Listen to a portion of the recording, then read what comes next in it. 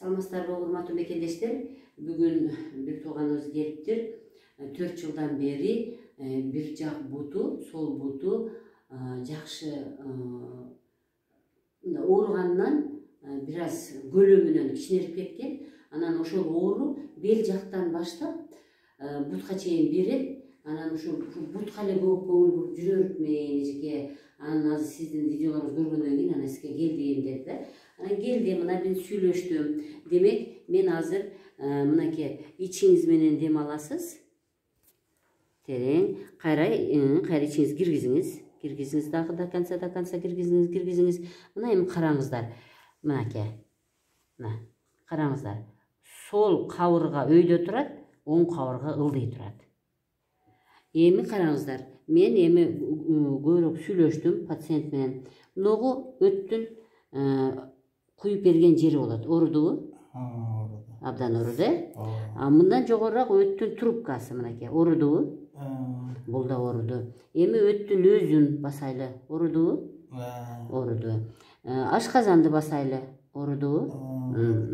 Ички чегилерди көрөлү. Эми ушул жерде моментти караңыздар. Мына ушу ички чегин ооруганда кайсы жакка берди оору? Бел жакка берди. Көрдүңүзбү?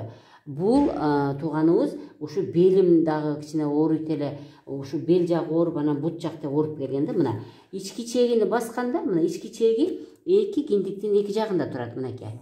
Ички чегини басканда, мынакей, бел жакка оору берди. Мына чыдабай оорутат, Эми биз жоон чегини көрөлү эми. Ооруду? Ооруду. Бул жак жоон ичеги аябай ооруду. Так, бул ичеги аябай ооруду. Ушул мынакей, азыр ушу биз тууганыбыз айтат, мен ушу бут экен деп эле бутка эле көңүл буруп жүрөбүрмүн дегенден мен мына көрсөтүп, ичегиде экенин, мына ички органда экенин өзүнө көрсөтүп бердим. Ушул 4 жылдан бери бутка эле неме кылып, бутка эле көңүл болуп, ушул жака эле дарыланып жүрө берген үчүн мына сол бут бир аз кичинерип, оң бут ордунда турат.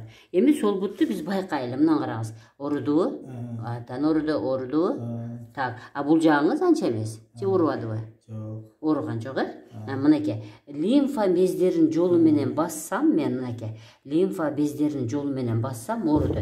Эми биз дальше дагы көрүшүбүз керек. Бул жак оорудубу? А бул жагыңыз анча ооруган жок. Бул жактар ооруган жок. Мына көбүрөөк сол жак ооруп атат, Эми биз паховой область, адамдын чатындагы без тамырларды текшерип көрөлү. Оорудубу? Аябай ооруду, өтө катуу ооруду. А бул жагыңыз анча эмес.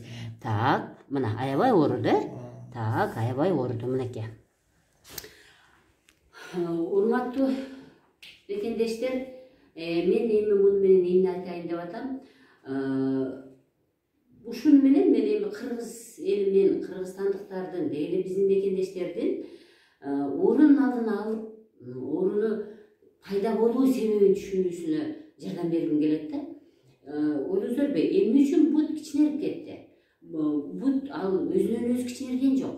Ал деген мына ушул ичегинин тушундагы, ичегинин жанындагы бүт без тамырлар, ушуга керексиз нерселер чогулуп, буга көп нерсе алып келет. Туура эмес тамактануу, суу ичкендик эмес, суу ичпеген, кыймылдаган эмес, өттү жакшы чыгарган эмес. Мына өттүн тушун бассам аябай жийиркенди, катуу ооругандыгынан. Көп нерсе адамдын организминде керексиз нерсенин чогулуп калуусуна алып келет да. Ушул керексиз нерсени бизде ушул без тамыр гана алып кетет. Без тамыр гана керексиз нерсени чогултуп алып келип туруп, мен дайыма айтам, керексиз нерсени без тамыр чогултуп алып келип туруп, сол акыреттин үстүндөгү көк кан тамырга өткөрүп берет. Демек, бардык оорунун башаты өттүн жаш куюп бербегендигинен келип чыккан да. Мына ошол өт жаш куюп бербегендигинен мына биздин туугандын 12 чеги шамалдаган, ашказан шамалдаган, өт шамалдаган, бул үч орган ооруп калгандан кийин боор дагы кыйналып калган.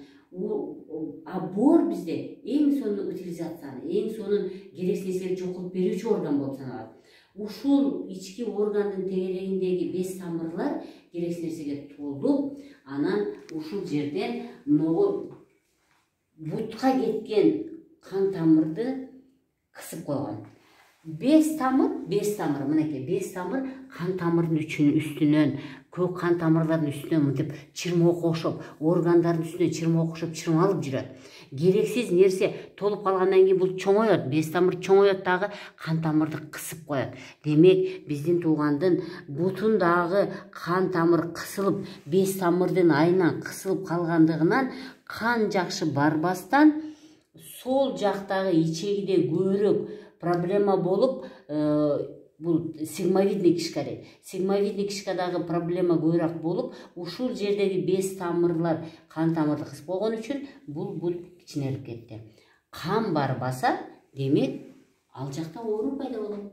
Кан барбаса оору пайда болот. Кан барбаса булчуңдар кичинере баштайт. Кан барбаса сөөктөр ооруй баштайт. Биздин тууганыбыз сөөгүм ооруйт жана булчуңдарым ооруйт деп, сөөк ооруйт, булчуң ооруйт жана булчуңдун көлөмү кичинерип кетти деп жалоп кылып келген. Мына себеби ушуда. Демек, биз бутка, белге жабышкан менен проблеманы чече албайбыз. Биз азыр курсак менен күрөшөбүз. Курсактагы органдарды. Мен ошон үчүн айтамын. Лимфа массаж, висцерал массаж, диафрагмальный дыхание деп көрдүңүздөрбү? Ушул 3 массажды силер үйрөнөсүңөр, келсеңиздер үйрөтөм. Ушул нерсе бардык ооруну жеңип чыгат. Демек,